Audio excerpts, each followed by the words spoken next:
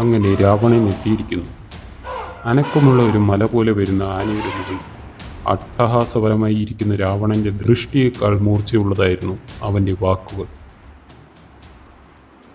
Hey Dasharatha, അയോധ്യയെ മാത്രം നടക്കുന്ന ചക്രവർത്തിയെ ഞാൻ വീണ്ടും കാണേണ്ടി വന്നല്ലോ.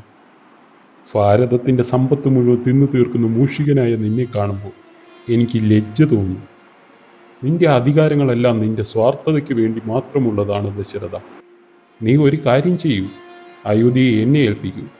ഞാൻ നിനക്ക് കാണിച്ചു തരാം എങ്ങനെയാണ് ഒരു രാജ്യം ഭരിക്കേണ്ടതെന്ന്.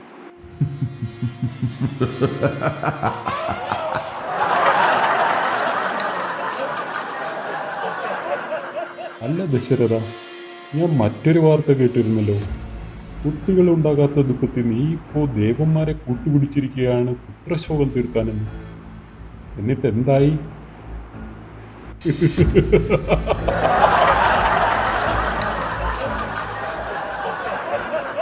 അപമാനം അതിൻ്റെ അതിര് കടക്കുന്നത് കണ്ട ദശരഥന്റെ നിയന്ത്രണം വിട്ടു.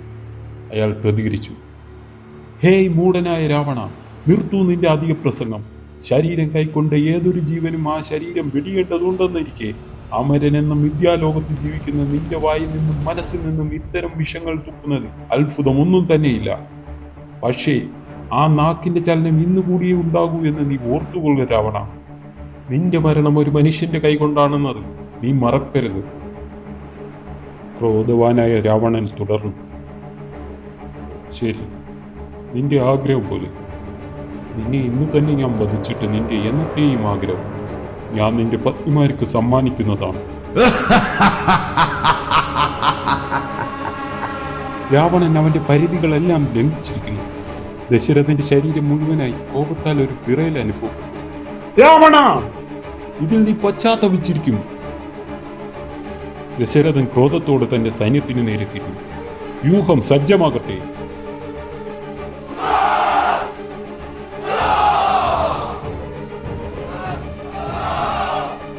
ദശരഥന് ക്രോധം കൊണ്ട് കണ്ടു കാണാതെയായി. സത്യത്തിൽ അതായിരുന്നു രാവണന്റെയും ആവശ്യം, ദശരഥന്റെ മനസ്സിനെ ഉപദ്രവിക്കുക. അങ്ങനെ ഒരു മാനസികാധിപത്യം ദശരഥനിൽ സ്ഥാപിക്കുക. രാവണനെ ഒന്ന് പുഞ്ചിരിച്ചു.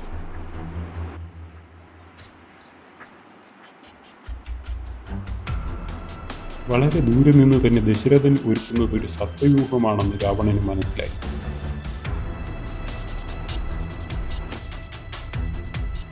അയാൾ ഒരു ചിരിയോട് തൻ്റെ പടയാളികൾക്ക് നേരെ തിരിഞ്ഞു. വീരന്മാരെ, അങ്ങനെ ആ സമയം എത്തിക്കഴിഞ്ഞു. നമ്മൾ ഈ യുദ്ധത്തെ നേരിടാൻ പോവുകയാണ്. നമ്മൾ ഗരുഡ വ്യൂഹം ചമച്ചാണ് ഈ യുദ്ധത്തെ നേരിടുന്നത്. ആരവിടെ? വേഗം തന്നെ ഗരുഡ വ്യൂഹം ചമക്കപ്പെടട്ടെ. രാവണന്റെ വാക്കുകൾ കേട്ടതും ലങ്കൻ പടയാളികൾ ആവേശത്തിലായി. വേഗം തന്നെ ഗരുഡ വ്യൂഹം ചമക്കപ്പെട്ടു. തലയ്ക്കൽ രാവണനും ഇടതു ചിറകിൽ കുംഭകർണനും വലതു ചിറകിൽ വിഭീഷണനും അണിനിരന്നു. അവർ അയോധ്യൻ പടയുടെ ആഗമനത്തിനായി കാത്തുനിന്നു.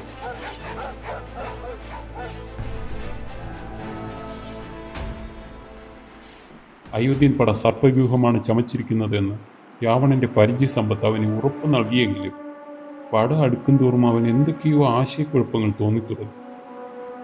സർപ്പവ്യൂഹം, അതെനിക്ക് പരിചയമുള്ളതാണ്. ഞാൻ എത്രയോ തവണ അത് തകർത്തിരിക്കുന്നു. പക്ഷേ ഇത് അങ്ങനെയൊന്നല്ലല്ലോ. വേഗം തന്നെ വ്യൂഹം രാവണപ്പടയ്ക്ക് നേരെ അടുത്തു തുടങ്ങി. അയോധ്യൻ പട അടുത്തെത്തിയപ്പോഴാണ് രാവണൻ ഒരു കാര്യം മനസ്സിലായത്. തനിക്ക് പരിചയമുള്ള സർപ്പവ്യൂഹം അതിന് ഒരു തലയേ ഉണ്ടാവുകയുള്ളൂ. പക്ഷെ ഇവിടെ ഇത് 5 തല.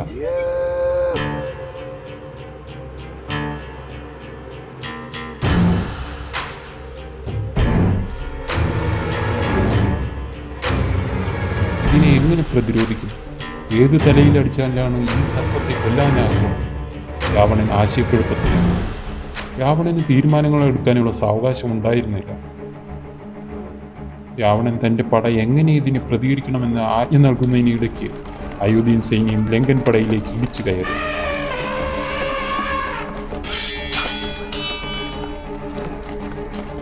യുദ്ധം ഒരു ദേവാസുര യുദ്ധം പോലെ കൊടുമ്പിരി കൊണ്ടു. ഗരുഡ വ്യൂഹത്തിന്റെ മുൻനിര അപ്രതീക്ഷിത യുദ്ധശൈലിയിൽ ചിഹ്നഭിന്നമായി. താൻ പ്രതീക്ഷിച്ചിരുന്നതിലും മുന്നേ തകർന്നു തുടങ്ങിയ ലങ്കൻ സൈന്യത്തെ കണ്ട് ദശരഥന് സന്തോഷമായി. അയാളും അയാളുടെ സൈന്യവും ആവേശത്തോടെ ലങ്കൻ സൈന്യത്തിലേക്ക് ഇരച്ചു കയറി.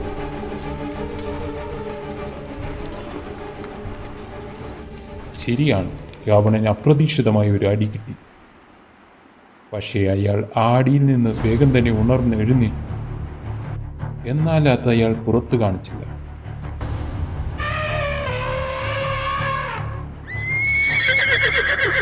അയാൾ തോറ്റോടുന്നത് പോലെ പിന്തിരിഞ്ഞോടി.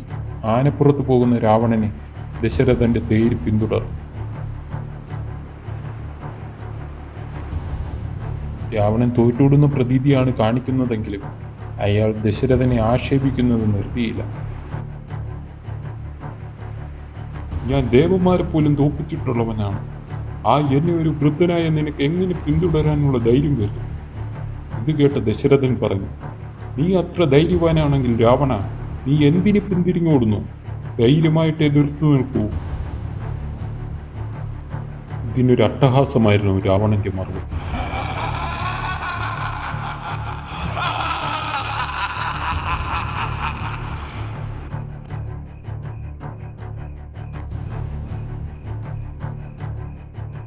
അയാൾ ഒരു മൂടൽമഞ്ഞ് നിറഞ്ഞ പ്രദേശത്തേക്ക് മറങ്ങി.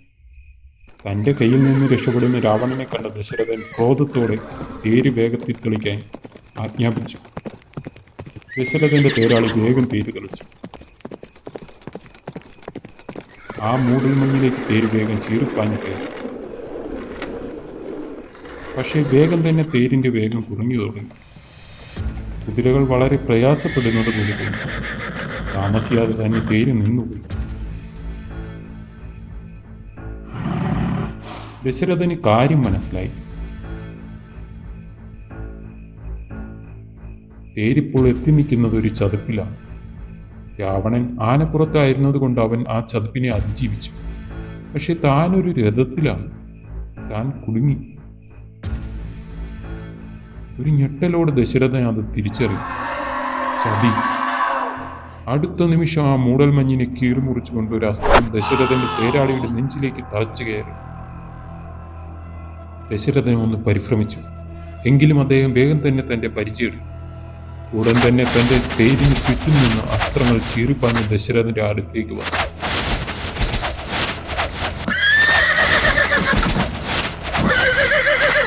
കുറച്ചൊക്കെ പരിചയത്തടുത്തുവെങ്കിലും ചിലത് ദശരഥന്റെ ദേഹത്ത് തന്നെ കൊന്നു.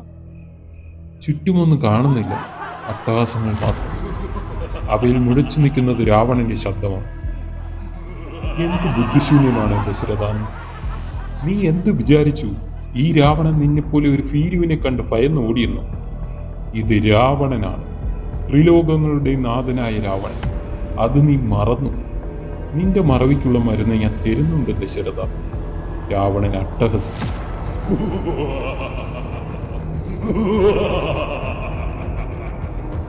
ദശരഥന് കാര്യങ്ങളുടെ കിടപ്പ് വ്യക്തമായി കഴിഞ്ഞു.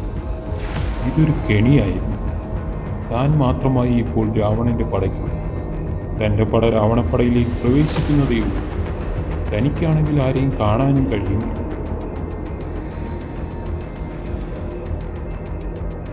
തൻ്റെ കൂടെ ഉണ്ടായിരുന്ന തേരാളിയും കുതിരകളും വധിക്കപ്പെട്ടു കഴിഞ്ഞു. താമസിയാതെ താനും. ദശരഥൻ നിർവികാരനായി ആത്മകഥം ചെയ്തു. ദശരഥന്റെ മനസ്സിലൂടെ പല ചിത്രങ്ങളും കടന്നു. തൻ്റെ രാജ്യം, പരാജയം എന്തെന്ന് അറിഞ്ഞിട്ടില്ലാത്ത തൻ്റെ യുദ്ധ പാരമ്പര്യം, തൻ്റെ 3 ഭാര്യമാർ, താൻ ആശിച്ച് മോഹിച്ച് പല യാതനകൾക്കും ശേഷം തനിക്ക് ജനിക്കാൻ പോകുന്ന കുഞ്ഞുങ്ങൾ. അതെ, ഇവയ്ക്ക് വേണ്ടിയാണ് ഞാൻ ഇത്രയും കാലം ജീവിച്ചത്. അതിനാൽ എനിക്ക് ജീവിച്ചിരുന്നേ മതിയാകും. ഹേയ് ഭീരുവായ രാവണ! എൻ്റെ ഈ 2 കൈകളും ബന്ധിച്ച അവസ്ഥ എന്ന പോലെ ചലിക്കാൻ കഴിയാതെ നിൽക്കുന്ന ഞാൻ ഇപ്പോഴും നിന്നെ പോരിന് വിളിക്കുന്നു. നീ ഒരു കുറുക്കനെ പോലെ മറഞ്ഞിരുന്ന് യുദ്ധം ചെയ്യാതെ കഴിയുമെങ്കിൽ എൻ്റെ മുന്നിലേക്ക് വരൂ, ദശരഥൻ പറഞ്ഞു. പക്ഷെ ആ വെല്ലുവിളിക്ക് മറ്റൊരു അസ്ത്രമായിരുന്നു ഉത്തരം. അത് ദശരഥന്റെ നെഞ്ചിലേക്ക് ആഴ്ന്നിറങ്ങി. നിന്നെ എങ്ങനെ തോൽപ്പിക്കുന്നു എന്നത് എന്നെ ബാധിക്കുന്ന കാര്യമല്ല ദശരഥ. നിന്നെ തോൽപ്പിക്കുക എന്നത് മാത്രമാണ് എൻ്റെ ലക്ഷ്യം. ദശരഥൻ തൻ്റെ മരണം അടുത്തെന്ന് ഉറപ്പിച്ചു.